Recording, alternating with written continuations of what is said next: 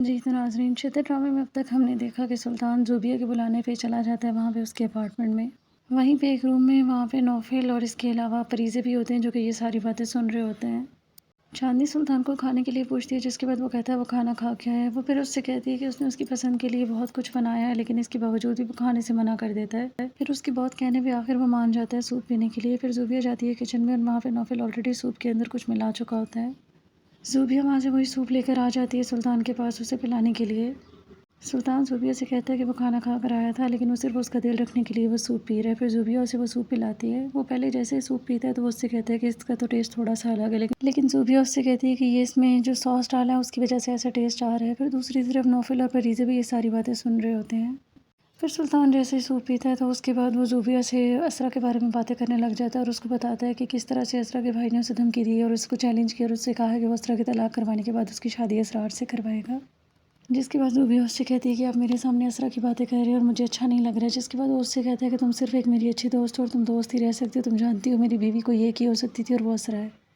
फिर वहाँ पे सुल्तान की तबीयत ख़राब होने लग जाती है सूप पीने के बाद। वो ज़ूबिया से कहता है कि मेरी तबीयत ख़राब हो रही है। जिसके बाद वो उसे कहती है कि आप सिर्फ़ स्ट्रेस ले रहे हैं और कुछ भी नहीं है। फिर वो उसे रेस्ट करने के लिए कहती है और उसे लेकर वहाँ से रूम में चली जाती है। फिर नौफल दूसरे रूम में बैठकर लैपटॉप के ऊपर ये सारा कुछ रिकॉर्ड कर रहा होता है, क्योंकि उसने रूम के अंदर कैमरा वगैरह फिट किए हुए होते हैं। फिर वो अपनी तबीयत से परेशान हो रहा होता है कि मुझे अचानक क्या हो रहा है, और फिर उसको ज़ूबिया में ऐसे लगता है कि जैसे असरा है, लेकिन वो उसको बताती है कि वो ज़ूबिया है, वो असरा नहीं है। फिर वो ज़ूबिया से कहता है कि तुम मेरे पास बैठ जाओ थोड़ी देर के लिए। नौफल और फरीज़े वहाँ पे दूसरे रूम में होते हैं। फिर नौफल फरीज़े से कहता है कि अब आपको वहाँ पे जाना चाहिए। जिसके बाद फरीज़े वहाँ से उठती है और चली जाती है दूसरे रूम में। फिर जैसे ही वहाँ पे फरीज़े उस रूम में आती है तो ज़ूबिया वहाँ से चली जाती है। फरीज़ा जैसे ही सुल्तान के पास आती है तो वो थोड़ी देर के लिए तो अपना सर पकड़ के लेटा होता है। फिर जैसे ही वो देखते हैं तो वो फरीज़े को देखकर हैरान हो जाता है और उसको कहते हैं तुम यहाँ पे क्या कर रही हो, यहाँ तो ज़ूबिया थी। जिसके बाद फरीज़ा उससे कहती है कि मैंने ही तुम्हें यहाँ पे बुलाया। वो और हैरान हो जाता है और वो कहता है ये सब क्या हो रहा है, तुम यहाँ पे कैसे हो सकती हो। फिर वो उससे कहती है कि क्या तुम्हें मेरी याद नहीं आती कभी। इस सब से सुल्तान और ज़्यादा परेशान हो जाता है और थोड़ी देर में ज़ूबिया वहाँ पे दोबारा आ जाती है और फरीज़ा वहाँ से चली जाती है। ज़ूबिया सुल्तान से पूछती है कि उसे क्या हुआ, तो वो उसे बताता है कि यहाँ पे फरीज़ी थी। जिसके बाद ज़ूबिया सुल्तान से कहती है सब उसका वहम है, ऐसा कुछ भी नहीं है, यहाँ पे तो वो और दोनों अकेले हैं, फरीज़े यहाँ पे कैसे हो सकती है और कौन फरीज़े। फिर थोड़ी देर में फरीज़े वहाँ पे दोबारा आ जाती है, जिसको देखकर सुल्तान फिर से परेशान होने लग जाता है और उसको कहता है कि ये फरीज़े ये यहाँ पे क्या कर रही है।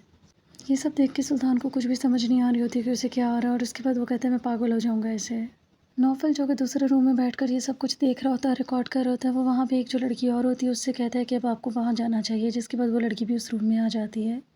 सुल्तान जब उन तीनों को एक साथ देखता है तो वो और ज़्यादा परेशान होता है और वो कहता है कि ये सब मजाक है, कोई मजाक चल रहा है, मुझे वहम है, ऐसा कुछ भी नहीं है।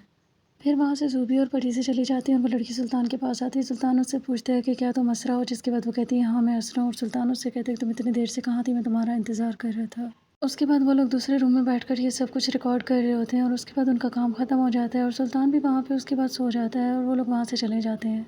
अगले दिन जब सुल्तान सो के उठता है तो वहाँ पे उस घर में कोई भी नहीं होता है, वो अकेला होता है वहाँ पे। वो वहाँ से निकलता है, अपनी गाड़ी की चाबी लेता है और घर चला जाता है। वहाँ पे उसके पेरेंट्स भी परेशान होते हैं, लेकिन वो उनसे कहता है कि वो उनसे बाद में बात करेगा और अपने रूम में चला जाता है। तो अब सुल्तान इस सब के साथ कैसे डील करेगा ये हमें देखने को मिलेगा इस ड्रामे की आने वाली एपिसोड में। तो देखते रहिए ड्रामा सीरियल शिद्दत, और मज़ीद अपडेट्स के लिए मेरे चैनल को लाइक एंड सब्सक्राइब ज़रूर करें। अल्लाह हाफ़िज़।